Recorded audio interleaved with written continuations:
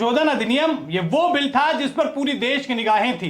ये वो बिल था जिससे पूरी देश की जनता प्रभावित हो रही थी, एक खास वर्ग प्रभावित हो रहा था, जिसके लिए पूरा विपक्ष पागल हुआ बैठा था, तरह तरह के प्रदर्शन चल रहे थे। लेकिन नरेंद्र मोदी खुद सदन में नहीं थे, वो देश के बाहर निकल गए। क्या थी इसके पीछे की रणनीति? वैभव सोचिए कितना जरूरी ये बिल देश के लिए था। मैं तो कहूँ 370 से भी बड़ा बिल था, क्योंकि वो एक प्रदेश से जुड़ा हुआ मामला था, ये एक देश से जुड़ा हुआ मामला है। और जब ये बिल पास हुआ है और इसके आने वाले जो नतीजे होंगे, खबर ये नहीं कि वैभव बिल पास हो गया, खबर ये है कि अब होने क्या वाला है। योगी ने आज क्या किया, मोदी अब क्या करने वाले और कहाँ गायब थे। यानी मान लीजिए कि देश में पहली या दूसरी बार ऐसा मौका आया है कि संसद इतने लंबे समय तक चली है। 44 घंटे 36 घंटे लगातार संसद चली है, राज्यसभा चली है, मोदी गायब थे। इतना बड़ा बिल। असली खबर क्या है वैभव, उससे विपक्ष की नींदें उड़ जाएंगी। असली खबर वैभव ये है, जो विपक्ष कहता था मोदी सरकार बनने के बाद, सीटें कम आने के बाद, कि बैसाखी सरकार गिर जाएगी, मोदी वो वाले फैसले नहीं ले पाएंगे जिनके लिए मोदी जानते थे। विपक्ष लगातार कह रहा था। पर ये देखिए कितना बड़ा फैसला होना है संसद में। एक दिन पहले अनाउंसमेंट कर दिया, और मोदी कितने आत्मनिर्भर थे कि चले गए विदेश। वह पता था कि संसद में होने क्या वाला है, जीत उनकी होगी, ये आत्मविश्वास था, ये भरोसा था उस एनडीए पर जो मोदी ने बनाया था। जो विपक्ष कह रहा था कि सरकार नहीं चल पाएगी, बड़े फैसले नहीं ले पाएंगे, नीतीश पीछे पैर खींच लेंगे, नायडू पीछे पैर खींच लेंगे, पर वैभव नतीजे उल्टे हुए। टिके रहे, चिराग पासवान संसद में बैठे रहे, राज्यसभा में जयंत चौधरी टिके रहे एकदम, जेडीयू से लल्लन नीतीश ने भेजे। तो विपक्ष को ये पचा नहीं वैभव।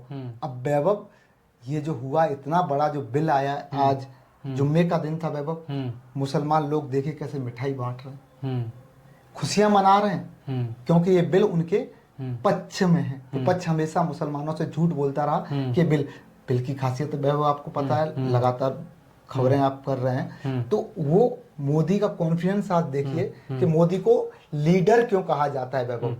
लीडर क्या होता है ये मोदी ने बताया है, और भारतीय राजनीति में इतनी बड़ी लकीर खींच दी है कि मोदी जैसा बनना अब तो असंभव है, क्योंकि बफ बिल पे जो वैभव हुआ ये आपके सामने है। हाँ बिल्कुल, जिस तरीके की चीज देखिए, देश के अंदर दो गठबंधनों का एक मामला राजनीति में चलता है। एक तरफ जो वर्तमान में सरकार में है उसे कहते हैं एनडीए, जो विपक्ष में है वो है इंडिया। जब एनडीए गठबंधन 2024 में सरकार बनाती है तो इंडिया गठबंधन ये कहती है कि बैसाखी वाली सरकार है, बहुत दिन तक नहीं चल पाएगी, जैसा संदीप जी ने बताया। लेकिन नरेंद्र मोदी ने एक ऐसा एग्जाम्पल सेट किया कि कैसे गठबंधन को साथ में लेकर चला जा सकता है, कैसे सभी पार्टियों को एक साथ रख के चला जा सकता है। और ये सीख न पूरे देश में गई, विश्व में गई, बल्कि सबसे बड़ी चीज जिसने गठबंधन बनाकर नरेंद्र मोदी को हराने का प्लान बनाया था उनको गई। इंडिया गठबंधन तितर बितर हो जाता है संदीप जी जब बात आती है राज्यों के चुनाव की। आपने हरियाणा में देखा, आपने दिल्ली में देखा, कैसे क्या स्थितियां हो जाती है। वही कांग्रेस, वही आम आदमी पार्टी जो पानी पी पी कर नरेंद्र मोदी को गाली देते हैं लोकसभा के चुनाव में। दिल्ली में देखे, राहुल गांधी खुद केजरीवाल पर आरोप लगा रहे हैं। तो ये स्थितियां एक बहुत बड़ा एग्जाम्पल सेट हो गया है। देखिए वैभव, जो बड़ी पार्टी थी कैसे वफ पर नेताओं को भेज दिया, खुद नहीं आए। हाँ, दूसरा बाकी पार्टियों के नेता भी वफ पर बोले, कितना समय उन्होंने वफ के बारे में बात की, राजनीति चमकाते रहे। मुसलमानों को जो पहले जो लॉलीपॉप देते आ रहे थे, इसी बिल पर सेम किया है। और सबसे बड़ी बात वैभव यहाँ कि मोदी जब नहीं थे तो पूरा मोदी का काम कौन संभाल रहा था। मोदी उस 44 घंटे में वैभव कर क्या रहे थे, क्या दिमाग में ये सारी चीजें चल रही थी, क्या वक्फ बोर्ड पर जो नतीजे थे मोदी के दिमाग में सेटलमेंट पहले से सेट था कि जीत हमारे होने वाली है। और सारे किरदार को निभा कौन रहा था वैभव, सारे किरदार को निभा रहे थे यहाँ अमित शाह। अमित भाई साहब लगातार संसद में मौजूद रहे, मंत्रियों का हौसला बढ़ाया, सांसदों पर नजर बनाए रखे, कौन सांसद क्या जा तो नहीं रहा है, क्या बोल रहा है। प्लस बार बार विपक्ष को, अगर विपक्ष को झूठ बोल रहा था तो उसे सही भी कर रहे थे। तो लगातार रात एक वीडियो बड़ा तेजी से वायरल हो रहा है, अमित शाह के 3 बजे वक्फ बोर्ड पास करा के जाते हुए गृह मंत्री शेर की तरह। तो ये भी वीडियो वायरल हो रहा है। पर अमित भाई पर जो मोदी जी का विश्वास है वो आज भी बना हुआ है। इस बिल में आपने देख लिया होगा, मोदी विदेश से पर यहाँ सारा दारोमदार संभाल रहे थे अमित शाह। तो ये भरोसा था, ये भरोसा था मोदी का अमित शाह पर, ये भरोसा था उस एनडीए परिवार पर, ये भरोसा था नीतीश कुमार पर, नायडू पर। अब यहाँ देखिए कन्हैया नीतीश कुमार, बिहार में इलेक्शन होने वाला है, बिहार में इलेक्शन होने वाला है, मुस्लिम आबादी उसका समर्थन चाहिए होता है, समर्थन चाहिए होता है, उसके बिना सरकार बनाना बड़ा मुश्किल, गड़बड़ा जाता है सिस्टम। नीतीश का दिल देखिए, नीतीश ने कहा कि भाई ये वक्फ बिल हम सरकार का समर्थन करेंगे, सरकार का समर्थन करेंगे। क्यों करेंगे कि बिल जो है मुसलमानों के हित में है।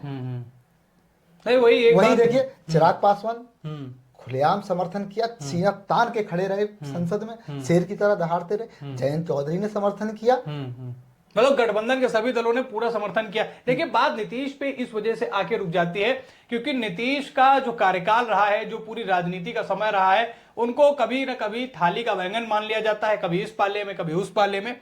लेकिन जिस तरीके से कॉन्फिडेंस में नरेंद्र मोदी ने नीतीश कुमार को लिया है और यह भरोसा जताया है कि एनडीए गठबंधन के साथ मिलकर चलेंगे तो बिहार की राजनीति में उनकी पार्टी एक लंबा गेम जो है वो खेल सकती है, और वही भरोसा देखने को मिला। बात रही अमित शाह की, अमित शाह पर पुराना भरोसा है। क्यों उनको कहा जाता है कि वो भारतीय राजनीति के चाणक्य हैं, क्यों कहते हैं कि वो बीजेपी के चाणक्य हैं? क्योंकि बड़े बड़े बिल संदीप जी जब भी पास हुए नरेंद्र मोदी सदन में नहीं दिखते हैं, सारा दारोमदार आता है अमित शाह पर, और अमित शाह उस चीज को अच्छे से यूटिलाइज करते हैं समय को, और नरेंद्र मोदी को ये एक कहने का मौका भी मिल जाता है और ये भी एक संदेश चला जाता है कि नरेंद्र मोदी एक चीज में नहीं उलझ के रहते हैं। जैसे विपक्ष का क्या था, वक्फ पे उलझ गया, दिल्ली में प्रदर्शन, बिहार में प्रदर्शन, लेकिन नरेंद्र मोदी का प्लानिंग देखिए, सदन में वक्फ बिल पास होने की कगार पर है और नरेंद्र मोदी थाईलैंड पहुंचते हैं, वहां पर देश के लिए जो समझौते हो रहे हैं वहां पर वो कर रहे हैं। बांग्लादेश के साथ जो विवाद चल रहा है उसको लेकर यूनिस खान के साथ में मीटिंग करते हैं कि घुसपैठियों की जो है आवाजाही कम हो जाए।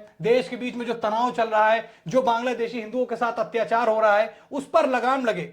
लेकिन ये सब दूरगामी सोचे अन्य मीडिया शायद नहीं दिखाते हैं, क्योंकि मीडिया जो है ना संदीप जी वो अलग हिस्सों में बट गया, एक बुराई करने लगता है एक तारीफ, दोनों चीजें दिखाना जो है वो जिगरा नहीं बच रहा है। देखिए वैभव, अब इस इंसान का जो किरदार है ना, अब इस पे एनडीए परिवार पूरा विश्वास करने लगा है। जैसे कि इस बिल पर जो नीतीश और जो नायडू, पूरा एनडीए गठबंधन जो लगता था कि मोदी के साथ इतने बड़े बिल पर साथ नहीं आएगा, तो साथ आया है। ये लाइन हमने लिखी है कि पूरी सरकार दांव पर लगाकर मोदी विदेश में, यहाँ इतना बड़ा बिल पास हो रहा है, अगर मान लीजिए कि बिल पास ना होता तो विपक्ष क्या करता कि मोदी सरकार की हार हो गई।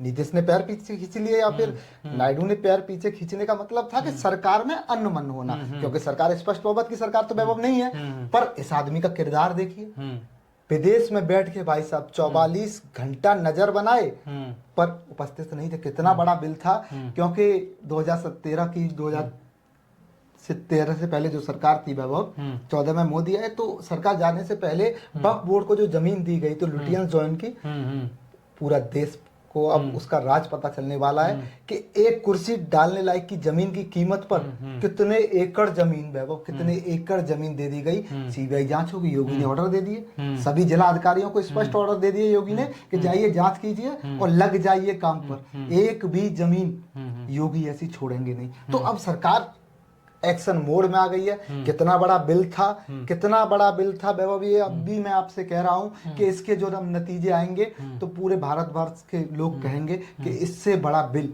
और इससे बड़ा मोदी का जीत कोई हो नहीं सकता, क्योंकि मोदी ने भारतीय इतिहास में इतना बड़ा काम कर दिया है जो जन्मों जन्मों तक वैभव यहाँ याद रखा जाएगा।